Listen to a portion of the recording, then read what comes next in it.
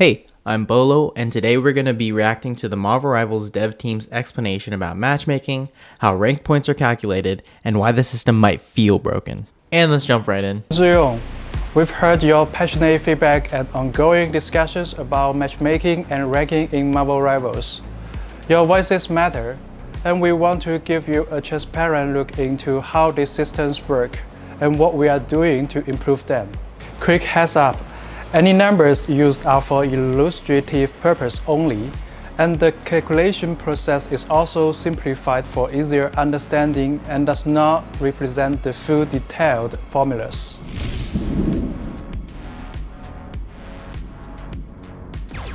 After every competitive match, your score is calculated based on two key components, base points and performance points, each weighted according to your current rank.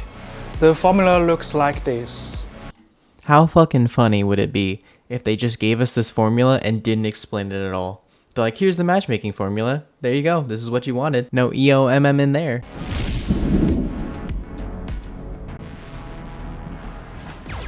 This depends on match outcome, your current competitive score, average competitive score of the enemy team. First, the match result determines whether you gain or lose points. Win and you will gain points, lose and you will lose points. Second, the difference between your competitive score and the enemy team's average competitive score affects how many points you gain or lose. If a player's competitive score is lower than that of the enemy team, the system recognizes that the player is challenging a stronger opponent. In this case, a victory will grant an extra bonus to the base points, while a defeat will result in fewer points deductions. The reverse applies when facing lower ranked teams. Examples: players' competitive score 3,500, enemy team's average 3,500, win plus 20 base points, lost minus 20 base points.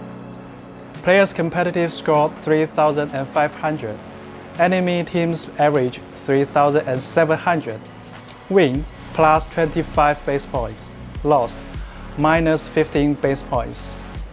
Players' competitive score 3,500, enemy team's average 3,300, win plus 15 base points, lost minus 25 base points.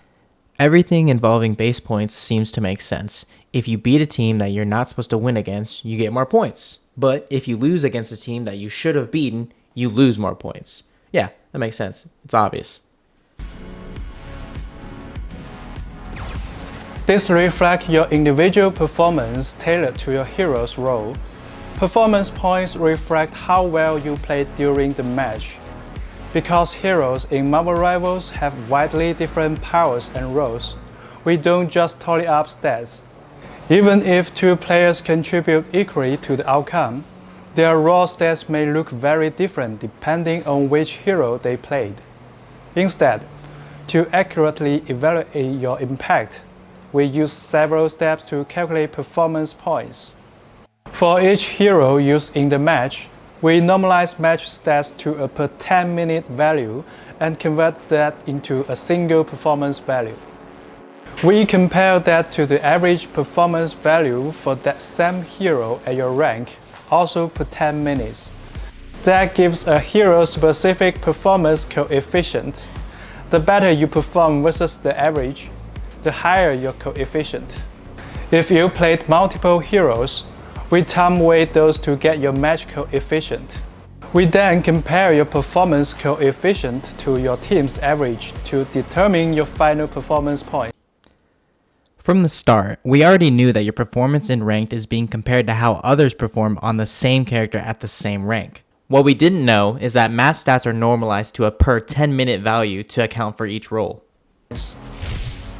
Examples: a Diamond 1 player spends 4 minutes as Loki and 6 minutes as Invisible Woman in a 10-minute match. Let's break down the performance points calculation. First, the system converts their in-game stats to 10-minute averages and then convert them into performance value. assuming Loki has a performance value of 1200, and Invisible Woman has 1000. Next, the system finds the average performance value for Diamond 1 players with those heroes, which we will assume Loki and Invisible Woman both are 1000. We then calculate the performance coefficients. Loki's coefficient is 1.2, while Invisible Woman's is 1. This is then weighted by playtime.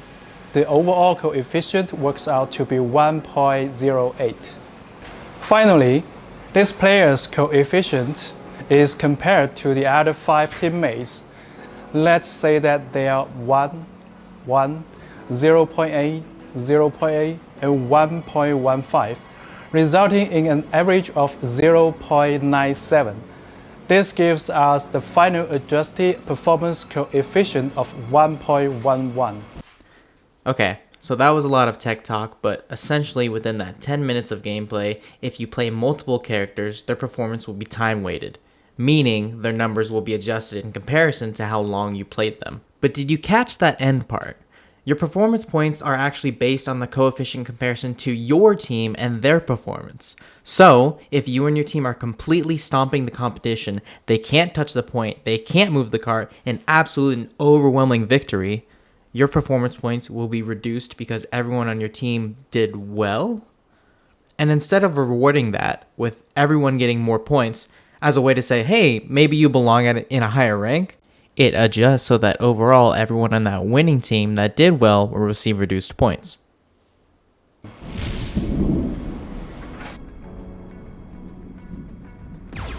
Once both your base points and performance points are calculated, your final score is determined by weighting these two parts. The weights vary by rank. As you climb the ranks, the weighting of base points will gradually increase, while performance points weighting decreases. In lower ranks, performance points have a higher weight to help skilled players rise faster. Higher ranks shift weight towards base points for consistency. Example: a player wins a rank match, earning 20 base points and 30 performance points. If the player is in silver, with a base point weight of 0.4 and a performance point weight of 0.6, the final score gained is 26.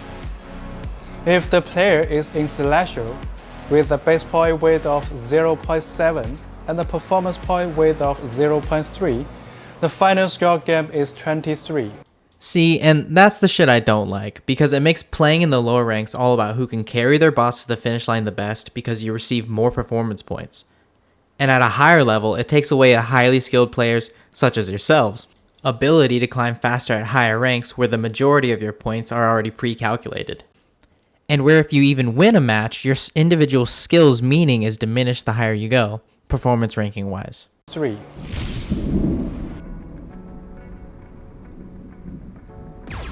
Our players hail from all corners of the globe, each with different time zones and connection speeds. Balancing fast matchmaking with fair matches has always been our challenge and focus for ongoing improvement.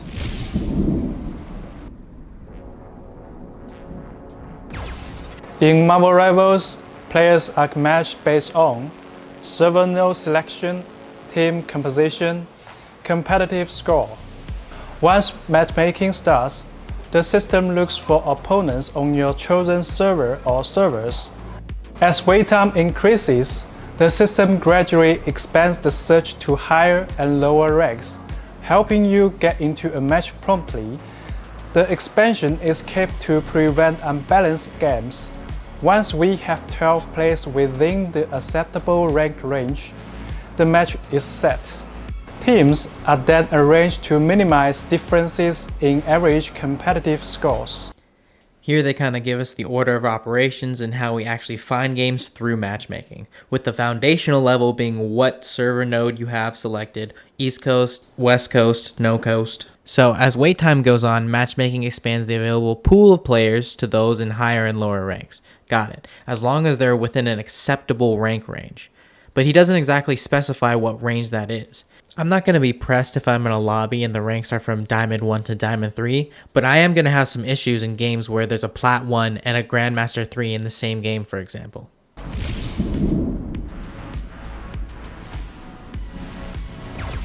Team matchmaking is based on team size.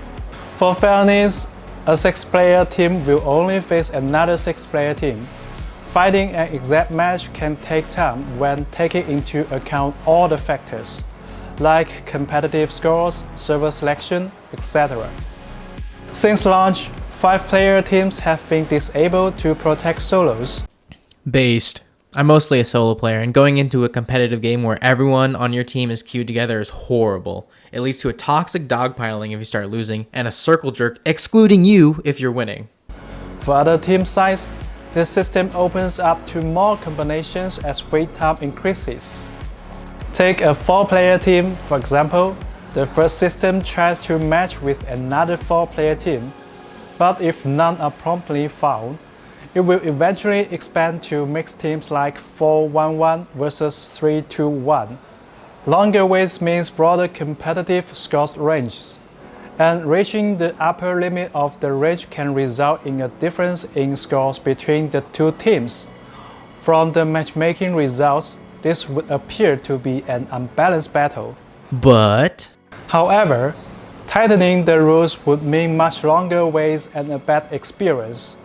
This is the core challenge, balancing matchmaking quality and speed. Team queues make this speed versus quality trade-off more noticeable. At higher ranks, there are fewer players and they are spread across different servers, so this happens more often. So, after careful review, starting in Season 3.5, we've temporarily restricted teams of 4 or 6 players from matchmaking at higher ranks, where their balanced matches are harder to find. Moving forward, we will continue to explore new solutions to better meet the diverse needs of players. the solution is obvious: have a different priority for each queue type. For quick play and the other casual game modes, make speed the priority to allow new players to jump into rivals and try it out, or for people practicing new characters. And have ranked be a slower, more deliberate system that prioritizes having teams based off of an ELO average.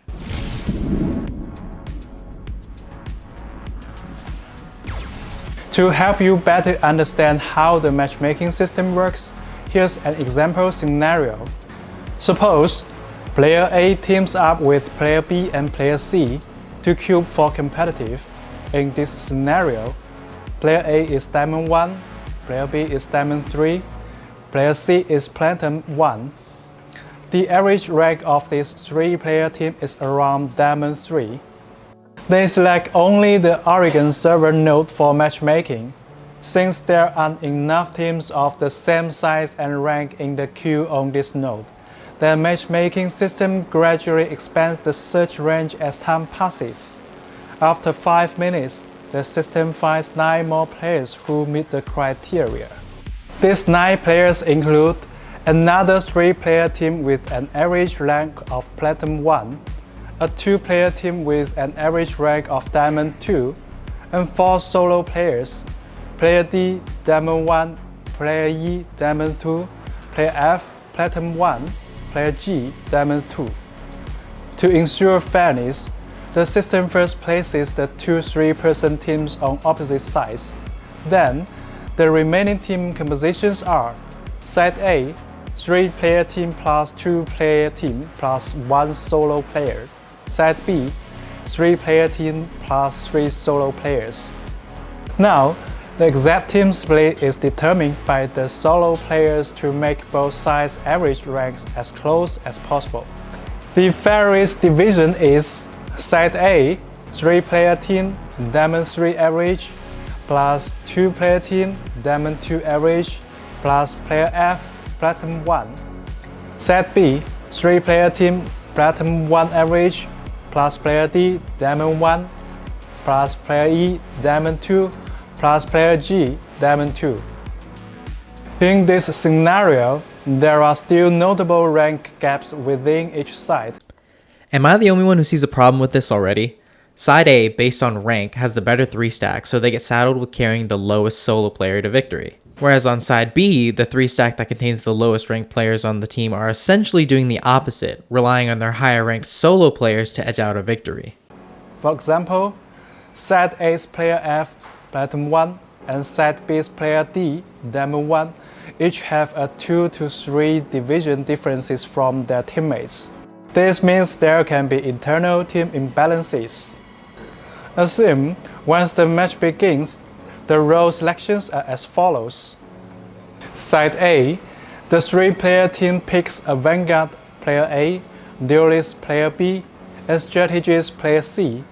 The 2-player team chooses a Vanguard and a Duelist player F. A Duelist main sticks with his preferred role instead of filling the missing Strategist slot. To balance the team, the Duelist player B from the 3-player team fills as a Strategist. Side B, the 3-player team picks a Vanguard, Duelist, and Strategist. Player D picks an additional Strategist, Player E picks another Vanguard, Player G picks another Duelist. We believe that this is a situation many players have encountered before. In this case, Side B has a strategic advantage, as all 6 players are playing their main roles. On Side A, a Duelist main is forced to fill as a strategist. Now I kinda see what he means when he says in the scenario side B might have an advantage because they're all playing their main roles. I get that, but in the same vein, what if someone's playing their main role but picks someone off meta, Black Widow for DPS or Jeff for healing, and the fill strategist picks someone meta like Luna or Cloak, nullifying the strategic advantage while still having the higher ranked team overall. And the lowest ranked player is also playing Duelist, which may weaken the team's synergy. The worst player on the team being specifically Duelist weaken team synergy. Well, that's because Duelist is the most impactful role in the game, as there's nothing nearly as valuable as securing a kill. Right now, we have a lack of people wanting to play tank and healer because these are roles that don't allow you to carry as hard.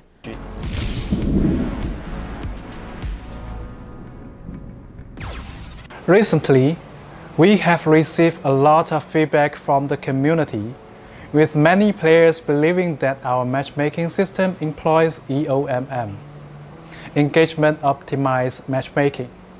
This would imply manipulating the matchmaking queue to keep players' win rates around 50%, ensuring they remain engaged in the game.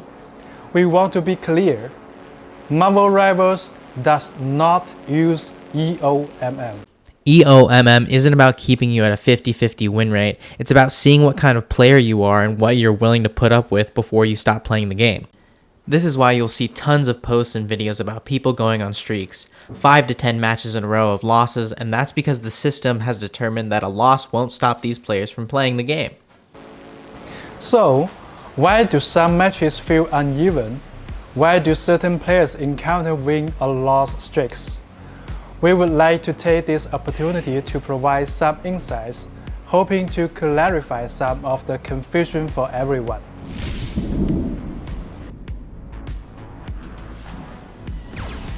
In a competitive two-sided game, the fewer players on each side, the more accurately the competitive score reflects individual skill. However, as team size increases, this accuracy drops, since even if both teams have identical average scores, other factors like teamwork and coordination can sway the outcome. See, here he's actually dropping wisdom. The more players in a match, the less your individual contribution plays a factor in a win or a loss. In most Call of Duties, you're a squad of 6, meaning your contribution, win, loss, or draw, is 1/6. Whereas in Battlefield, where you can have 100 players, your contribution to the outcome is 1 in 100, making you exponentially less impactful in the overall match. Additionally, because we don't lock roles, players might end up playing a role they are less comfortable with, which means they may not perform at their rank's full potential. Even if you are assigned your preferred role, playing a hero you are less skilled with can also affect your impact in the match. So, why don't we add role queue?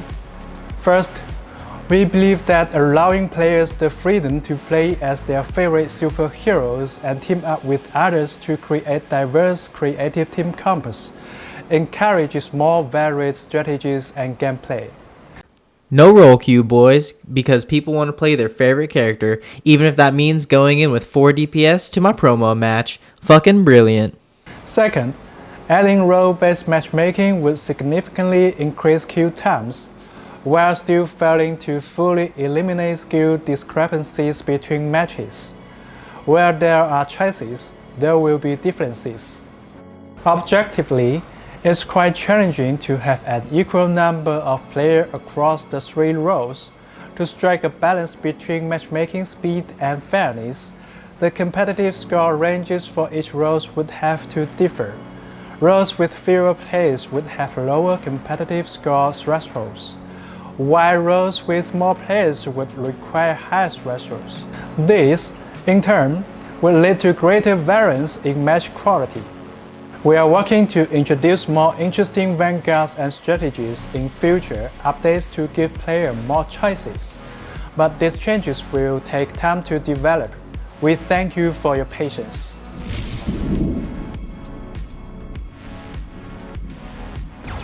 Statistically, win and loss streaks are a matter of probability. For example, if 2 sides are truly 50-50, over 3 games, the chance of 3 consecutive wins or losses is 12.5%. Over 10 games, the chance of 3 or more wins or losses in a row rises to 50%. So, over enough games, everyone will eventually experience win or loss streaks. For those interested, you can use tools to calculate the probability of achieving a streak, whether it's 5 consecutive wins or 5 consecutive losses, under different win rate scenarios over 10 matches. Of course, the game isn't pure math. Several in-game factors can increase the likelihood and impact of streaks, making these experiences feel more pronounced. For example, team average scores are rarely perfectly balanced, so actually win rates may not be exactly 50%. When queuing consecutively, you may face some of the same players in back-to-back games, which can carry over the outcome chance from previous matches. This is even more common in team matchmaking, where the pool of available combinations is smaller, especially during off-peak hours or in less populated regions. Even if the probability of a streak occurring is just 1%, Marvel Rivals' large player base means many will experience that. So his point is that there's so many people playing Marvel Rivals that even if you go on a historic 1% probability loss streak, that it's bound to happen to someone just due to the odds. But the problem is that tons of people are experiencing this phenomenon concurrently. What are the odds of being struck by lightning? Super fucking low, right? Now imagine if 6,000 people all got struck by lightning at once. Is that a coincidence? Something that just happens by chance due to the numbers? Or is there some other reason why this occurred? While I appreciate the transparency, this video made it obvious that whether or not EOMM is involved, the system has some glaring issues that need to be worked out for a healthier game state. And that's my take on matchmaking, EOMM, and all the rest. What do you guys think? Does this make you more hopeful for ranked in the future? And please like and subscribe for more Marvel Rivals. Bye.